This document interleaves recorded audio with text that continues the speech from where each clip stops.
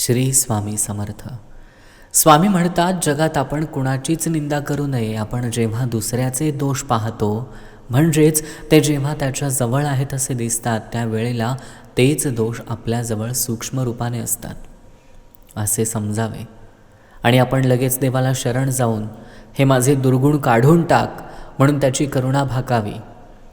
आपण जेव्हा जगात न्याय उरला नाही असे म्हणतो, त्यावेळेस आपल्याजवळ तो दोष आहे हे समजावे. म्हणून आपण कुणाचे दोष पाहू नयेत. आपण आपल्या स्वतःला आधी सुधारावे. चित्तशुद्धी केल्याशिवाय आपल्या मनात सर्व ठिकाणी भगवत भाव उत्पन्न होणार नाही.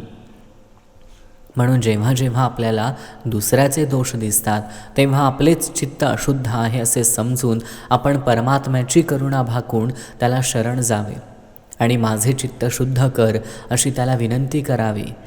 असे केले म्हणजे आपले चित्त शुद्ध होत जाते आणि मग भगवंतांची प्राप्ती व्हायला वेळ लागत नाही. स्वामी म्हणतात, दुसऱ्याचे दोष शोधण्यापेक्षा स्वतःचे दोष आहेत असे समजून त्यातून पार जाऊयात आणि म्हणूयात श्री स्वामी समर्थ.